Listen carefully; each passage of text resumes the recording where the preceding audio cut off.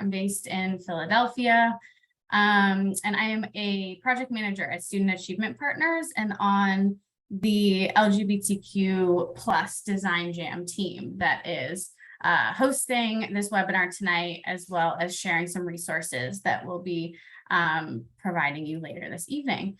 So I just wanted to say thank you all so much for coming. I think people will continue to trickle in. Please continue to introduce yourselves in the chat, your name, where you're from, your pronouns, and we'll pass it off to my colleague Rahel to get us started. Hey everyone. So tonight, really excited to have this panel tonight to talk a little bit about creating safe and affirming schools and classrooms. And tonight our conversation will be facilitated by Bex. So I just want to take a second to introduce her. At the intersections of education, equity, and spirituality, and she's currently the director of the Stonewall National Education Program, where she oversees and coordinates the professional development and educator engagement for the Stonewall National Museum and Archives. She's also been such a valuable gem in guiding and supporting our work in disseminating information, leaning in on research, and co-designing ways we can better think about designing for our LGBTQ plus students and teachers. So I want to pass it off to Bex to get us started for tonight. Thank you so much for that introduction. Thank you both. I'm really delighted to be here to moderate this incredible panel. What a way to kick off Pride Month. I'm living for this chat already, folks introducing themselves and bringing your energy and being together at the end of a long day, at the middle of a week. So I appreciate you all. As Rahel and Jasmine mentioned, I work in national LGBTQ plus school-based advocacy, but I had my start for 10 years as an elementary school teacher. So the conversation we're having is really near and dear to my heart and the work that I do. And I also just wanted to mention before we get into our questions, I have kept a close eye on policies and some systemic changes that have been going on and have been organizing kind of against some of the anti-LGBTQ plus legislation, especially being passed or proposed at the state level, such as Florida's Don't Say Gay bills. These bills really are specifically targeting instruction, and a large portion of them focus on elementary grades, which we know is such a foundational place for students understanding about themselves and the world around them. There is much work to be done this month and beyond, but that's why I'm so excited to have this conversation where the expertise of our panelists can be a resource to us all. So just a quick note before we get into it, if you do have questions, please feel free to put them in the chat. We do have quite a large number of questions we wanted to get at our panelists today. So if we don't get to them, we can still use them to inform the work that we'll continue to do in this area. So please do chat them if you have them. We'll do our best. And with that, I would love to just invite everyone who is on our panel to start by introducing themselves. And if you can, just include your why for championing this work and what keeps you in the work, especially now. I can jump in. Hey everyone, my name is Star Taylor. My pronouns are she, her, hers. I mentioned earlier that my neighbors are having a Thank God It's Wednesday party. So if you hear the music, my apologies. If it's too loud and you can't hear me, let me know and I can go to the basement. But I think it's okay so far. So I currently work with Philadelphia Academy of School Leaders, where we provide a 2-year fellowship program for Philadelphia school principals. Outside of that work, I sit on the board of GLSEN Philly, which is the Gay, Lesbian, and Straight Education Network. I'm also a national facilitator for HRC's Welcome in Schools, where we help educators embrace diversity and bullying by supporting and creating LGBTQ and gender inclusive classrooms. So as someone who identifies as a lesbian, I didn't have anyone affirming my identity growing up. There was no safe space for me. I didn't have GSA in school. So I just didn't really feel comfortable growing up, and I had to hide who I was until I went to college. While working in schools, I saw history repeating itself in a way, through how classmates talk to each other to how educators address LGBTQ plus problems. I don't know if you all saw, but recently a class president who attends a Florida school was told that he couldn't discuss being gay in his high school graduation speech, or how the states don't say gay law will impact students like him. It's 2002. It's not 2002. That's where I am in life right now. It's 2022. It's not 2008, the year I graduated, but the feeling and actions of others are eerily similar. So I do this work to help educators understand how to give the support I needed when I was a student and how to give the support that's needed to their students.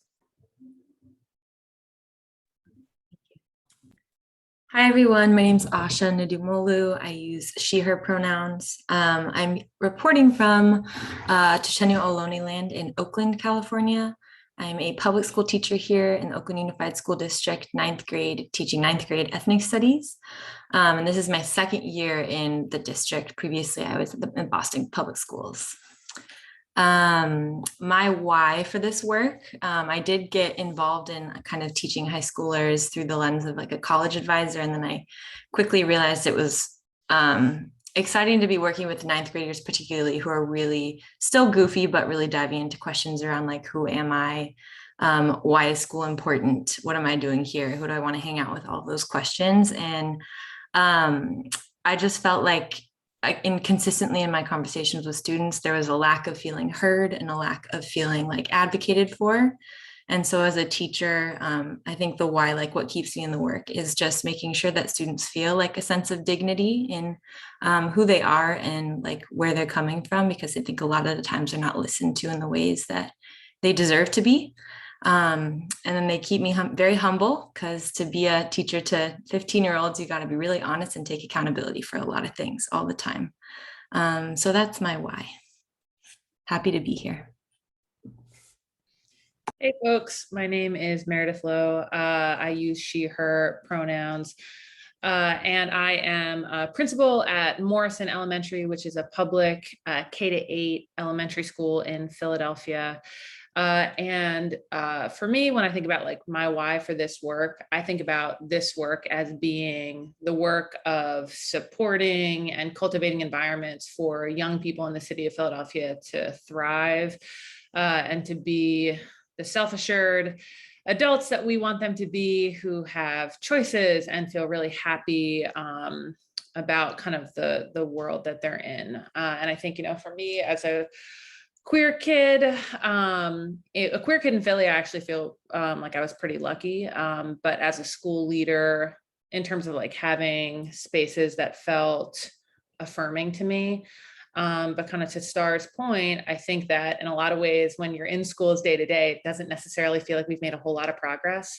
And so specifically around helping our young people feel safe and seen and cultivating kind of a sense of significance and belonging at a young age, that's a huge, that is the work. And so that's why I'm here.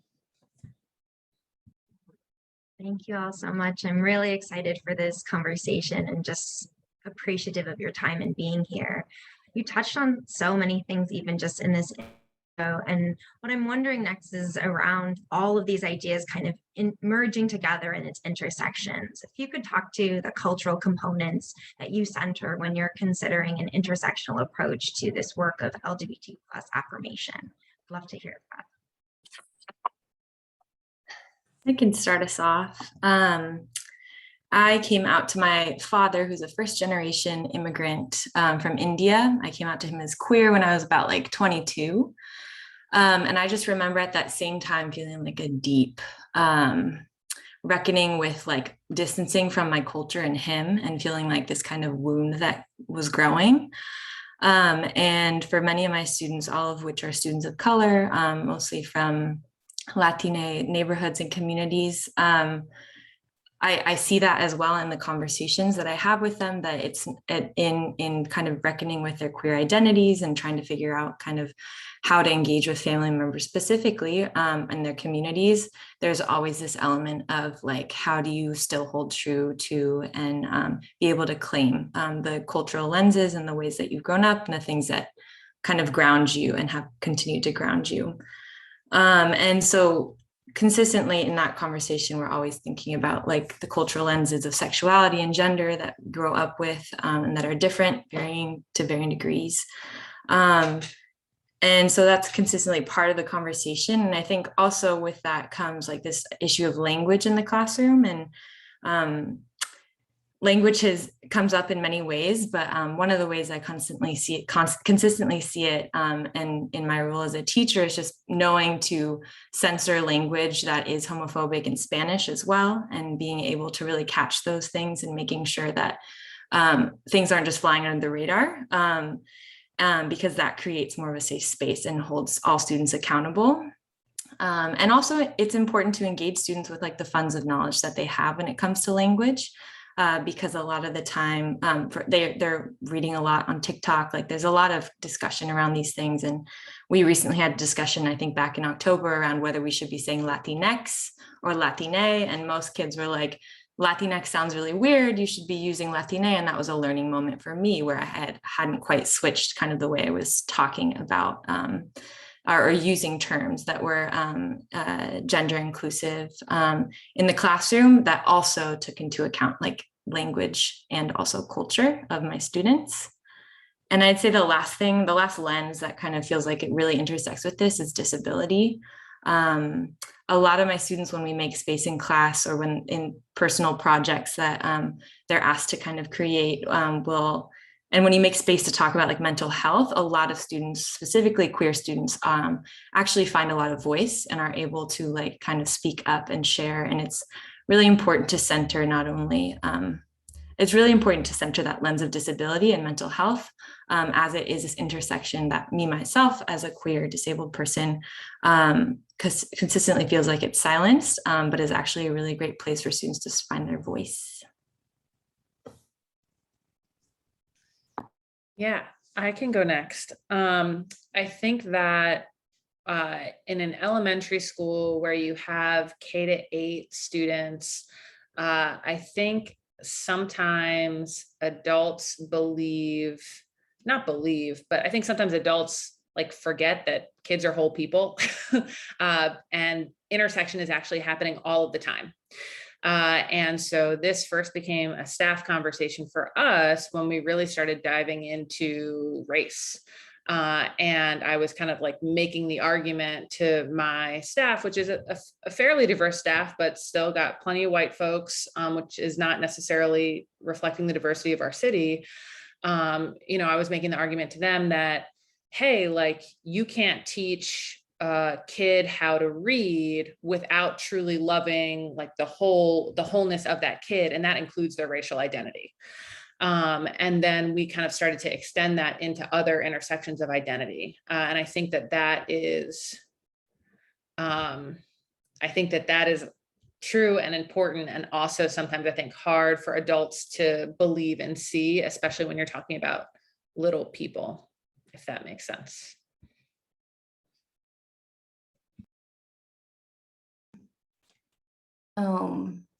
So I wouldn't change being Black and gay for the world. I love it. I love it here. I love loving on my fiance. I love Black culture. But I do acknowledge that it comes with struggles and challenges. So it seems like when you're celebrating one thing, you're still mourning another. So for an example, I remember like how I felt when the Supreme Court ruled that same-sex marriage was going to be legal in all 50 states. Like I was happy for that, but I remember like just days before that, Dylan Roof went into a church and killed 9 Black people. Just 2 months before that, Freddie Gray was killed by the police. So while I was celebrating this historic moment that like I can one day, marry someone that I wanted to marry, I was like protesting police brutality. So I was just like thinking like, what do I pick? Where do I go? How do I navigate through this? And I just, I started to understand that I exist at the intersection of marginalized identities. Even when we say like Black Lives Matter, we are pushing and like encouraging and begging for people to say all Black lives matter when I go to like protests, especially the lives of trans identifying people. I love quoting people, and one of my favorite quotes when I'm thinking about this is Audre Lorde.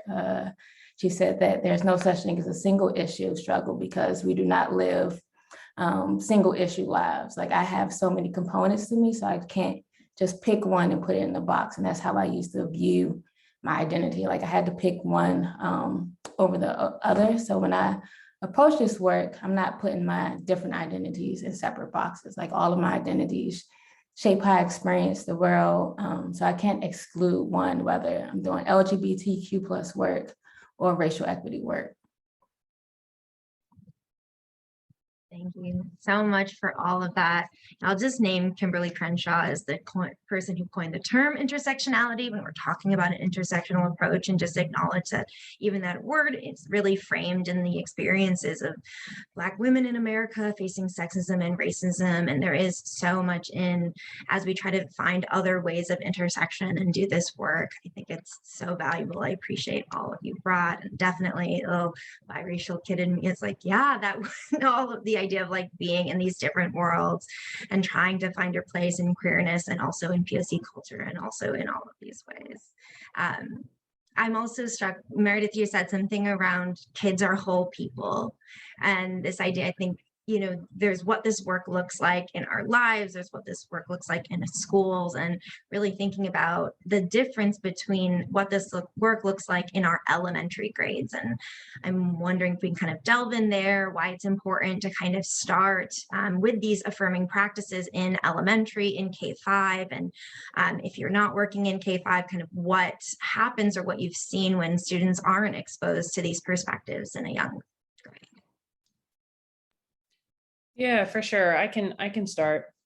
So I think the first thing is that there's just like so much work to do. Like I will tell you right now that out of the 600 kids that are at my K-8 school, I would say that like most of the kids in K-3 have no idea what's happening with my gender. They're like, are you a boy? Are you a girl? What is this? I was driving home the other day and a third grader literally, we say hi every day to each other. He literally yelled at me from a street corner. He was like, Miss Lowe, are you a boy or a girl? And I was like, oh, this is amazing, amazing, but it happens all the time.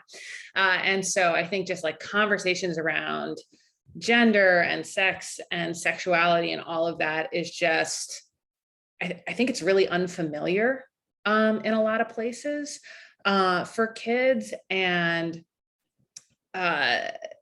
so that's kind of the first place. And then the second place is, and the way that I always think about things as a leader and as a principal of a school, that I have 92 staff members, right?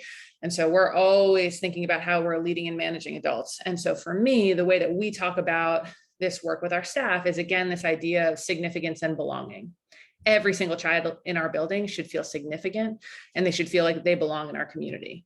And so what does it take to cultivate that sense, that sense of self? And just to tell kind of like a brief story about why I think this is important. A lot of our work around LGBTQ issues and it came to light when we started doing Black Lives Matter Week of Action a couple of years ago. And the third day of Black Lives Matter Week of Action is Queer and Trans Affirming Day. And as a queer leader who had been in my school community for several years, I maybe thought that we had like made a little bit more progress. And then we had this day and we had to have teachers talk to our K-2 and our 3 to 5 and our 6 to 8 kids about what it meant to be queer and trans affirming. And it brought up all kinds of weird feelings. And I was like, oh, okay, cool. Like we clearly have not spent enough time talking about this and processing this as a staff. And for my person on my leadership team, she was talking to me about it and she was like, I just don't know if we should be talking about this with our K-2 kids. I just don't know if we should do that. And I was like, okay, well, like, let's talk about that, right? Because for me, if we're agreeing that it's our goal to cultivate a sense of significance and belonging for every kid, if we agree that that's the project, then like, let me tell you about me as a little kid, right? Because when I was 2, when I was 3, I knew that I didn't want to wear dresses. I knew that I told my parents I wanted to be a boy. You know what I mean? Like I could say those things to my to adults in my life when I was that small. And I went to kindergarten somewhere, right? And I experienced that world as a 5-year-old. And so whether or not our kids have words to put to those experiences yet, they are still experiencing them. And so we still need to cultivate environments that feel affirming and safe to them, whether or not they're ready to talk about that. And so I think that that is just kind of like a small window into why it's so important that we start doing this work in the earliest grades with our kids. Let me just say, Meredith is the principal that we all should have had, okay? But I definitely agree with everything that you're saying. And to your point, like students know, like kids know, if you ask children, like most of the time what they like, who they like, they can give you an answer. I remember when I was younger, like watching movies and like really being into music, I knew I was attracted to Nia Long, Sanaa Lathan, Vivica Fox, when Morris Chestnut was right there. He was right there. I did not care about that man. But that was like so pushed in to the point where like I couldn't express myself. I couldn't talk about it with my friends. I couldn't do anything because there wasn't a space for me to talk about it. And when you like suppress feelings and thoughts and like how you really feel and have to hide your truth, it creates a lot of sadness, depression, mental health issues. And we see that in our LGBTQ youth and adults too, but we're talking about youth right now. And then, you know, HRC, you know, they and GLSEN both like run reports. And I think the most recent one, they said 77% of LGBTQ students reported that they're depressed. You know, 95% have trouble sleeping. 70% feel worthless and hopeless. And only 26% say they feel safe in their classrooms, and 5% say that all of their teachers are supportive of the LGBTQ community. And I strongly believe, just looking at these statistics, because I'm looking at them all the time, this is like proof for why we need to create LGBTQ affirming classrooms and learning spaces and after school programs, and just like a variety of programs to support all of our students and not just students educators feel comfortable talking to and supporting. Because, you know, mental health issues and the suicide rates in the LGBTQ youth community is just elevated compared to their straight and cisgender classmates. So I'm not really in the classroom or schoolhouse anymore, but I do have a chance to talk to LGBTQ students, and it's just like hard because I won't say no one, but it's rare that you see like a principal like Meredith, at least in Philadelphia. Like it's rare to get teachers who will support you and stick up for you and like make sure that you aren't being bullied, because kids say the darndest things and so do educators. So it's just really, really, really important to create this space, because the numbers, the proof is in the pudding. The numbers are there to show you that it's definitely needed and necessary. Yeah, I'll just add on from kind of a high school perspective. I'm not working in K through 5, but the students that I just taught this year came from a group of teachers, 4 queer women of color in their 6th grade year, who are all working very closely. And it's a pretty amazing thing. There's still a lot of homophobic things that happen, racist things that happen on the daily, but there's a general sense of like, it is okay to be in the world this way. And specifically for students who maybe don't identify as queer, they've had modeled to them like what is appropriate, what's not appropriate. And they've had a lot of strong relationships with specifically queer women of color in this instance that has really like, I think helped break down a lot of like that the kind of just like ability to write someone off that like fuels homophobia, racism, all the things. And so those deep relationships that they had with their teachers in 6th grade have actually made it a lot easier for me too to bridge to start these conversations with them. And it's made it a lot easier for me, even as like a queer woman of color teacher, to come out to them as well, because I know that they've had these relationships in the past. So I feel like it just speaks to the importance of like passing it on to the teachers who are coming after you, kind of, especially if you're able to build strong relationships to students, it can be really powerful. Thank you. Yeah, I was lucky enough to be out when I was teaching elementary, and I really resonate with young people are here for it. They are learning, they are ready. You teach them something, and they're like, yep, I'm learning about the world. And it really is when you kind of go to adults that sometimes you feel and find that the squeakiness and stickiness. And that's really, there's a lot of the work there.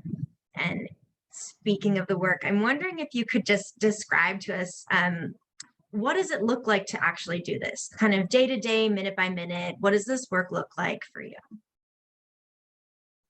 I can jump in. So I'm no longer in the classroom. When I was in the schoolhouse, it was completely different than how I navigate the space now. But when it comes to facilitating and even being in schools, it's really about being aware, noticing the small things and holding those around you accountable. So like, you don't call out a second grader who does something problematic. You call them in. You ain't gonna be like, you just communicate with them a little differently. So like when I'm facilitating to a 62-year-old white man from Texas who was homophobic, it definitely looks and feels a little different than it would in the schoolhouse. Like when I'm talking to them, I have to calm myself and tell myself, sorry, you can't say you trying to see me outside. You can't do that. You're a professional and you're trying to, so I really, really have to make sure that I'm grounded in the work that I'm doing, and I'm centering the people that really, really matter. I think the goals are always the same, whether I'm, talking to a 9-year-old or if I'm talking to a 50-year-old. I don't think my goal changes at any point in the conversation. So again, I ask myself, who am I centering in this space? Who is my priority? And how can we decrease harm and go from there? Yeah, I'll just add on to that with a story. And I think I'm thinking from the lens of students who are actively causing harm in the classroom. But one of my students this year, and he's one that has a lot of kind of pull on classroom culture, started, we were using our laptops and started putting up this pretty racist and homophobic meme. Didn't have any words to it, it was just an image. And just kind of pulled it up on everybody's laptops as a joke. And I very quickly was like, let's go talk, let's go chat, pulled him out and used the words homophobic and racist with him. And immediately he was very triggered. He said, I'm not homophobic, I'm not racist, when I was really talking about the meme itself and saying, we don't really want to spread this. This is not okay. But it did not end well. And often these conversations are messy and it takes a lot of calculating, how much am I willing to do in that moment, especially if there's not a lot of admin support, which was not the case at my school. But eventually what I ended up doing is asking for a circle with this student the next day, because I realized it would also be really important for our relationship and specifically classroom culture for us to kind of be in relation in a different way together. And I used my own kind of experience as a queer woman of color to talk about why this is harmful, why we shouldn't be putting up these memes, and why specifically a lot of it is kind of reasoning and logicking and saying this meme is harmful this way because a lot of the time students will just say it's funny or it's just weird. I thought it was funny or weird. And those are kind of code words for just other things. And eventually he was able to we were able to come to an understanding, and I was able to also take accountability for things that he felt kind of not so great in class. And we built a pretty good relationship, and he was able to come to me when he had some difficulties with mental health later in the year. But it was a lot of work. I don't feel like I was very supported in it. And so I think it's just important that the day-to-day, it is work. It is consistent emotional labor that you are kind of putting out there. But in this case, it was very worth it, specifically for the relationship that was built. And then he was actually a lot more responsive and also able to influence his friends in being a lot more responsive, or at least stopping the behavior once it started happening and occurring in class. And so that repair process is a lot of work, but it's often very worth it. And it's unfortunate that often it falls on the classroom teacher to just initiate and keep it going and do that. That's so interesting just hearing you talk about that, Asha, because I'm realizing in this moment, all of my examples are hallway examples, because that's when I'm seeing kids the most. And I don't have a whole lot of in the classroom examples because I'm not a teacher right now. And that's making me think about, what my teachers need differently. So thank you. I was going to talk about a couple of things. So I think that the thing that I hear the most is I hear kids calling each other gay in the hallway. It happens fairly regularly, right? And we split our school into kind of a K-3, which my assistant principal manages, and a 4-8, which I manage. And so I'm spending most of my time with 4th through 8th grade kids. And I'm mostly hearing them call each other gay. And so I realized this year that I have kind of 2 responses to that. So my first response to that is because sometimes they're far away, but I always have to address it, right? Because if I hear it, I have to say something. And so I'll be like yelling down the hallway. I was like, we don't use that as an insult. And I just like yell that at middle school boys. I'm like, we don't use that as an insult. Or I'll say, what do you really mean by that? What are you actually trying to say? Pick a different word. And I'll like push on them and kind of like prompt them as they go. And almost always, or if I think that like they're not going to take that like public kind of correction well, I'll say, hey, come over here and talk to me. And I'll say, hey, I just heard what you said. What did you really mean by that? Or what are you trying to say? And 9 times out of 10, they're like, oh, we're just playing with each other. And I'm like, okay, well, that's not the way that we play with each other. So what do you actually want to say to your friend? And then there's like the 1 out of 10 times where they're not saying gay, they're using the F word, and that's like a different conversation. And so that's always an immediate conversation. That's always a private conversation, where we talk about like how hateful that is, right? And then I think, so that's like the kids. And then I think for the adults, I feel like I spend most of my day trying to take gender out of the things that they're saying and reflect it back to them. So they will like tell me the things. And actually here in Philly, if you guys are not from Philly, you can look up policy 252. And policy 252 is the school district of Philadelphia's, I forget what it's called, but basically it's like their trans affirming policy. And I actually feel really thankful for it, because it's something that we read as a staff every year. We really talk about what it means to implement this policy. And so if you're in a different state and you're looking for a model or you're looking for some language, I would definitely suggest reading it. But one of the things the policy says is that teachers aren't supposed to categorize kids as boys and girls.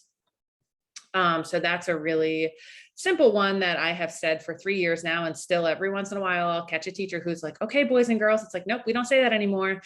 But just like in general, do you know what I mean? Like people will tell me like, oh, well, they're boys, so they do this, or they're girls, so they do this. I'm like, actually, no, that's a made up idea. Let's unpack that. Or they'll be like, oh, well, they're boys, so it's okay if they fought. I'm like, no, it's actually not okay for anybody to fight. Let's unpack that. But I think that that's more of the work that I do with the adults to kind of complicate their thinking around things that they assume.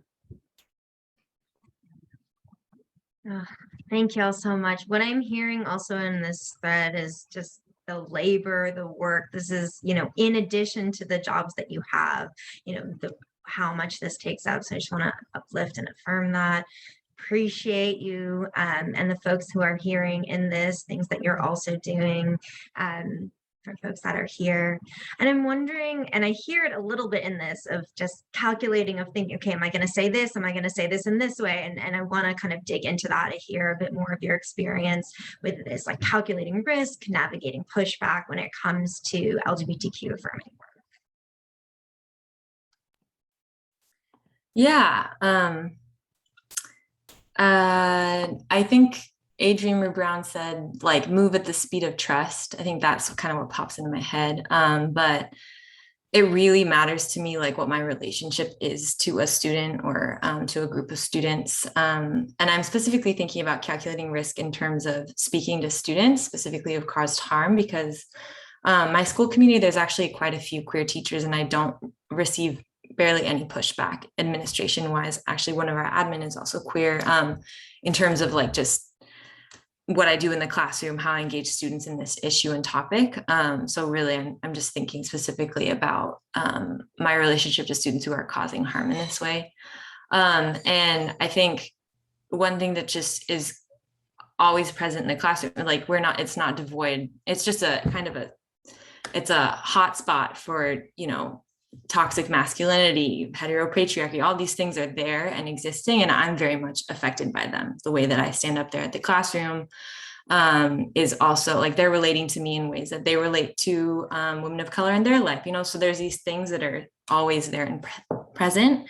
And I've kind of just given myself permission to also like take care of myself too.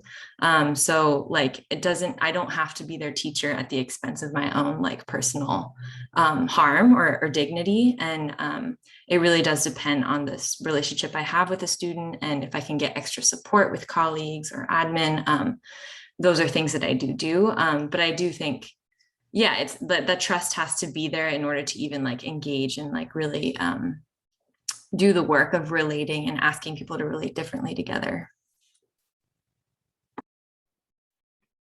Yeah, I think that makes a lot of sense. I think when I am kind of calculating risk, I am almost always calculating it with families.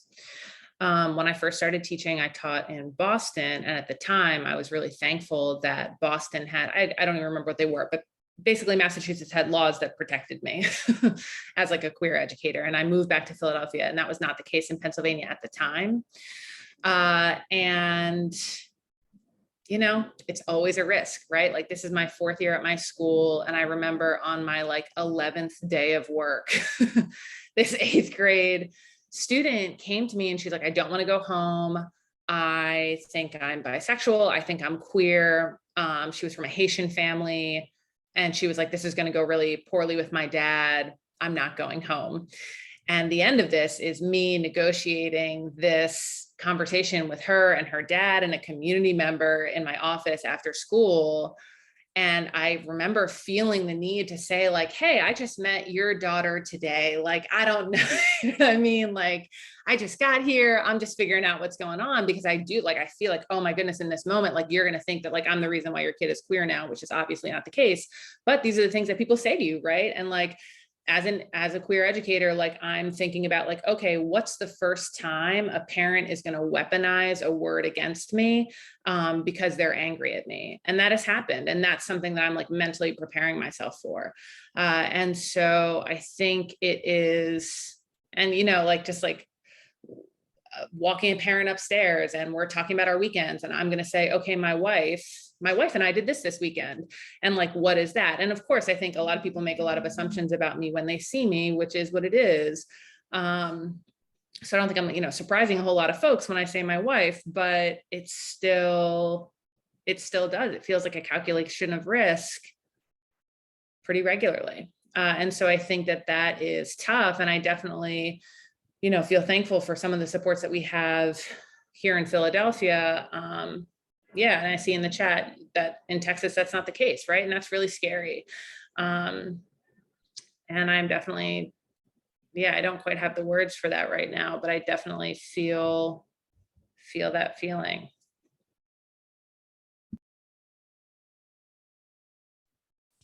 Well, while being in schools, there was, I won't say it was a conversation every day. It was at least a conversation once a week. And I always had to ask myself, is this like worth it? Because I worked for a city year. So we were a partner coming in the school. So it wasn't like, you know, it was my school, although they made us feel like it was our school. We were definitely a part of it. So it's just like, if I say this, will they make city year get out the building? Like, how do I approach this conversation? Is it worth risking it and losing it all, whether I'm talking to a student about something or a teacher about something? And to me, it's just always worth it, because even most of the time, I won't say most of the time, but a few times like things were targeted towards me from students. And if other students are hearing this, like it's my harm, but it could be harmful to others around me too.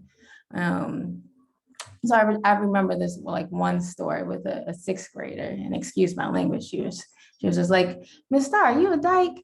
And I was just like, who, those are fighting words, you know? But I was just like, and I gave her like the history and the language and like how harmful it was. And I asked her, I was like, would you like to rephrase the question now? And then she And she said, Miss Star, are you a lesbian? And I was like, yeah. And she was like, oh, me too. And I was like, okay, all right, you know. So like at the end of the day, it's like always worth it to put yourself out there and have the conversation with the students, because it's a learning moment. It's not always going to be positive or anything. I can't promise you that, but it's definitely decreasing the harm around you.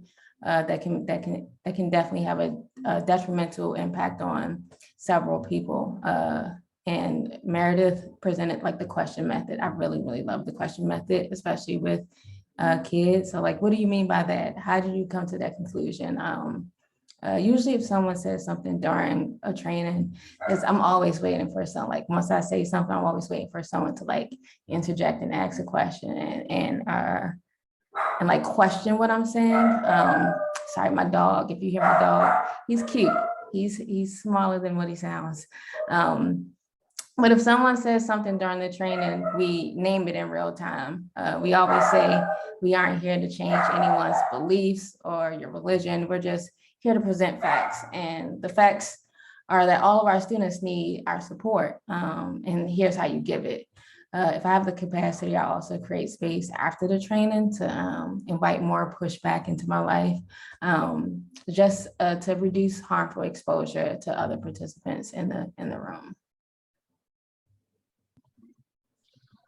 Thank you for sharing, and thank you for kind of blending in your own experiences with the advocacy that you're doing. I know sometimes it can be its own unique challenge to be a queer educator who's also doing and advocating for LGBTQ+ like advocacy and professionally.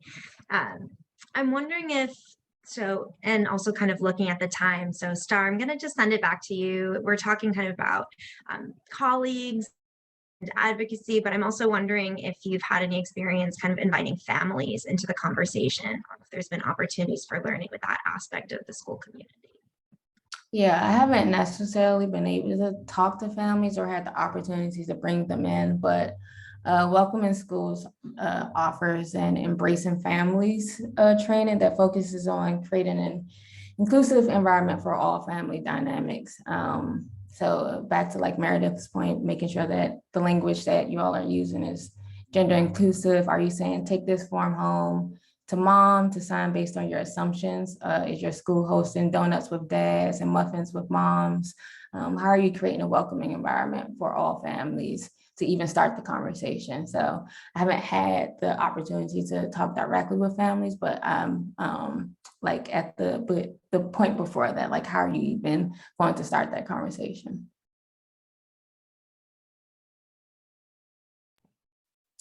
Yeah, I would say kind of similarly, because I'm kind of early on in my journey, parent engagement in terms of like with the curriculum or just like around these issues has not been high on my end, or I just haven't had a lot of these interactions. But we do a project called Shadow Boxes, where students like get an old shoebox and they put in like their identities or things that like represent them. And a lot of students will put like the flag, like the LGBTQ+ flag or the trans flag. So I do wonder what that looks like at home when they're making their box at home. And I think there's like a lot of opportunities to like actually create that kind of engagement.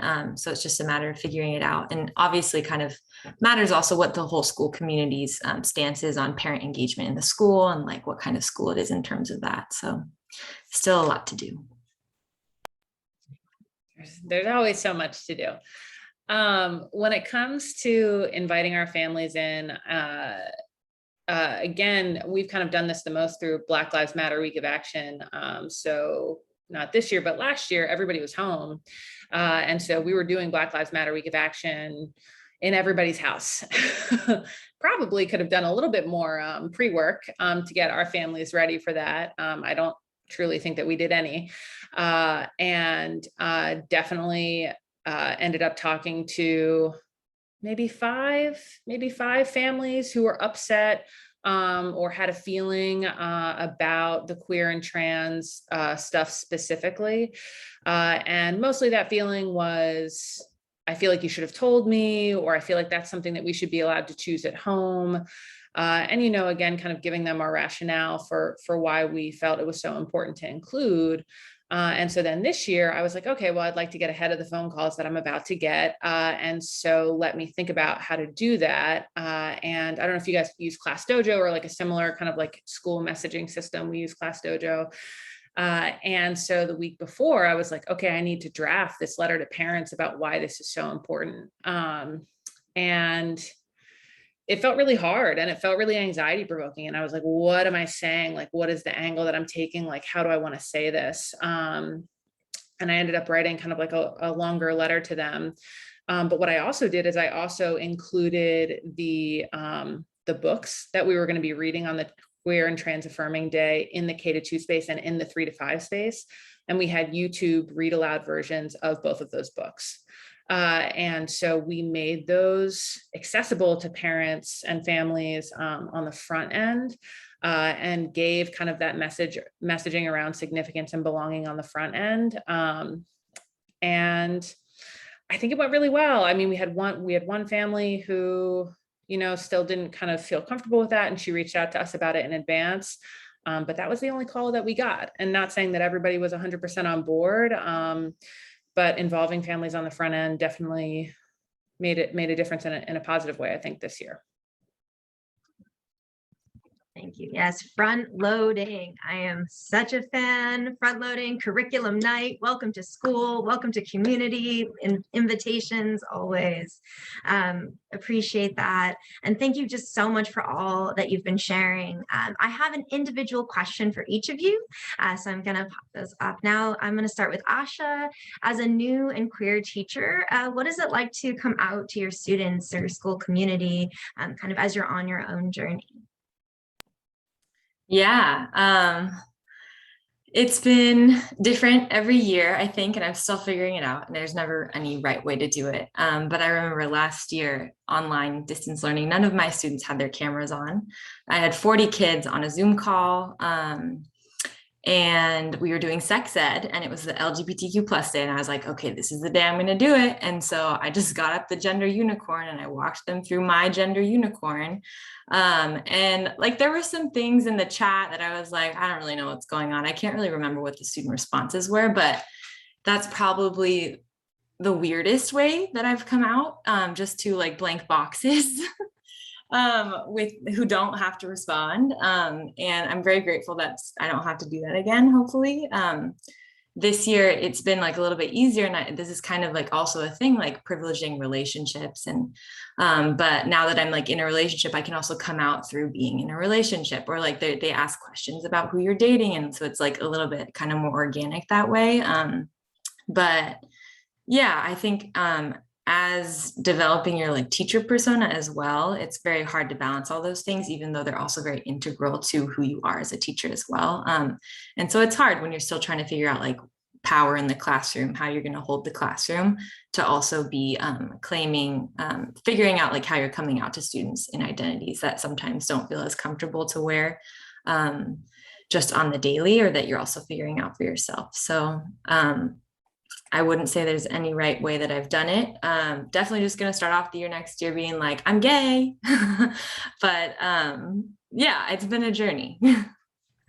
Thank you so much for sharing. And yeah, just no right way, and just continual, right? Like you think you've done it, and then there's always like these new ways and new places and new times. Thank you for sharing. Meredith, this one's for you. We were talking about just adult education and its own specific tricky space where it lives. And I'm wondering if you can talk about, you know, what it's like to do this work with adults over time, and kind of how you can enlist them in the vision to support LGBTQ plus students. Yeah, thank you so much. So I think about a few things when we're talking about adults as humans and as learners. So I think the first thing is that if any of you have ever read the book Lost at School, it's by Dr. Ross Greene. There are a lot of ideas in there, but basically one idea is that people want to be successful, and generally if they're not being successful, it's because they either don't have the skill to do the thing, or they don't believe that they can. And I find with adults and managing and leading adults, it's generally a really helpful way to show up.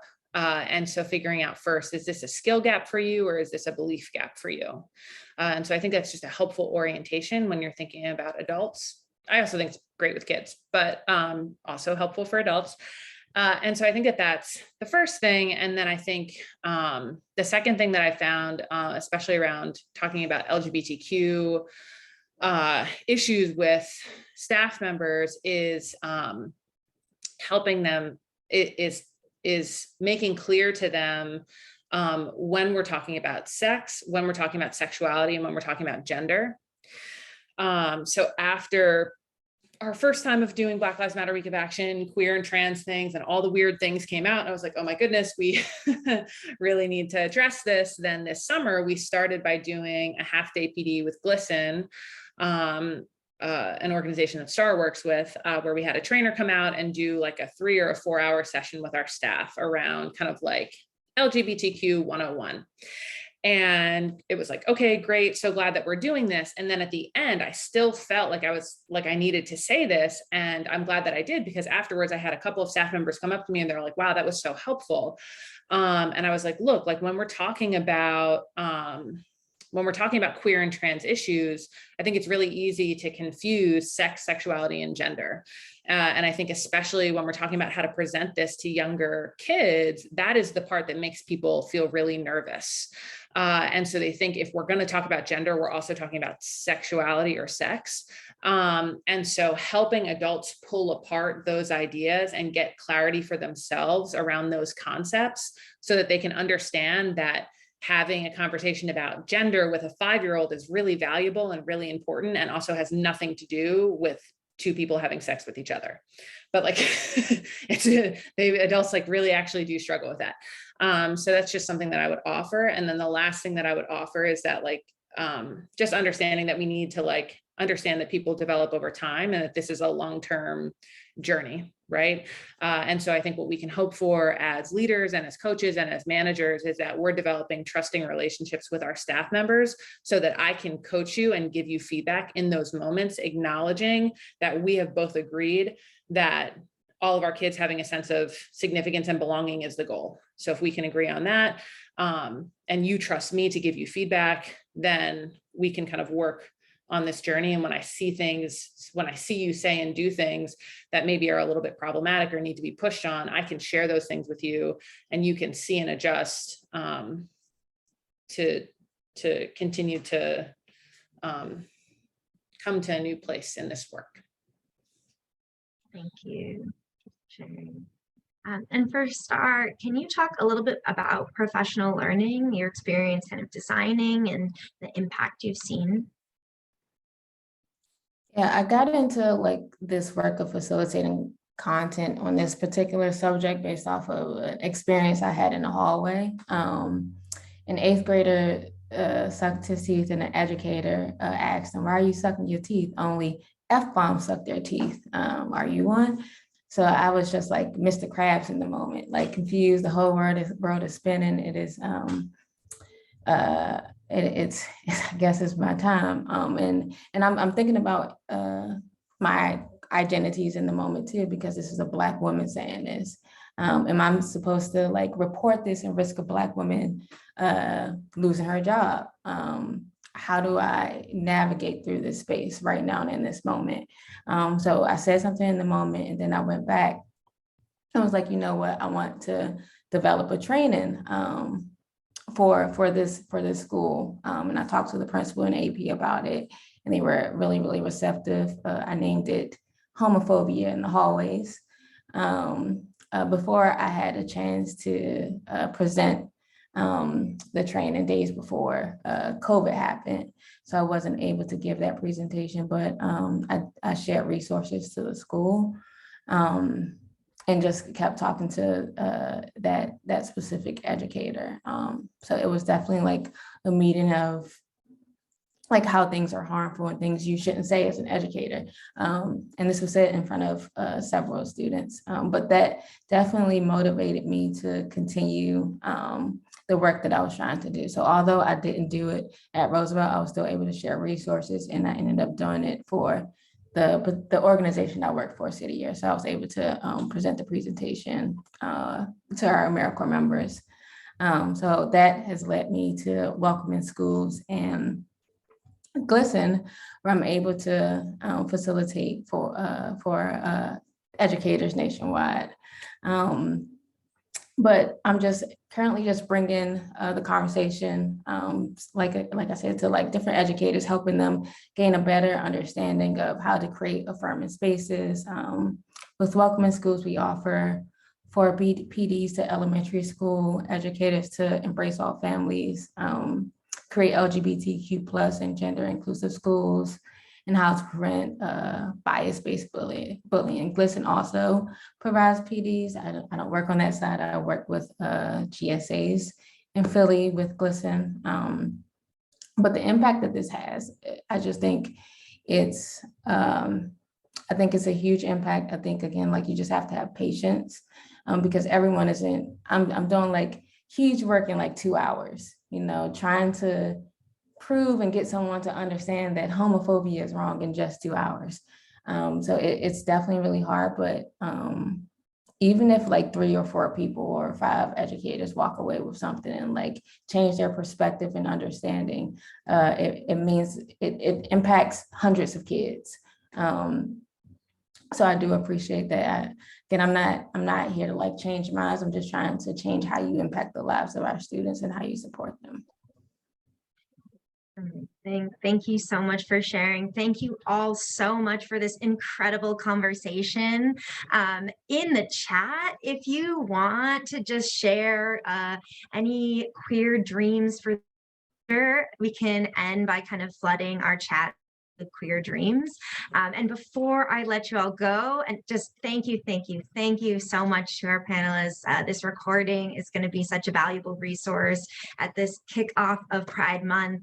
And before I let you go, I do want to just share also that SAP has created an LGBTQ plus affirming resource bundle. So in addition to this conversation, which folks can have to implement things in your classroom, we also have a bundle which has some resources for advocacy in your classrooms. It also has some specific lessons and activities for literacy and math instruction, and it's a living hub. So it's just the beginning and the start. We really hope to continue to build and expand these offerings and this resource with some helpful input from teachers like you. So really appreciate folks coming here, being a part of this conversation, and just being present here.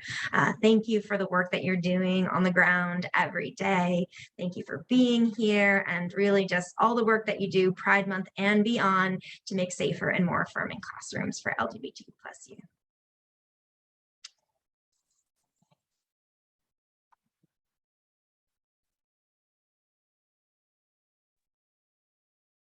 Thanks so much, everybody, for coming. Thank you to the panelists. Thank you to Bex. That was amazing. That was really beautiful and a great way to kick off Pride Month. Keep sharing your queer dreams. We'll close out in just a minute, but there's still room to share. Check out our resource bundle. And if you have feedback, there's opportunities to give that. We'd love to hear it. And we're also looking for teachers to help co-design and create more resources that we can add to this. So if that's something you might be interested in, there's a space where you can put your information there so that we can get in contact with you. But yeah, happy Pride Month, y'all. Thank you so much.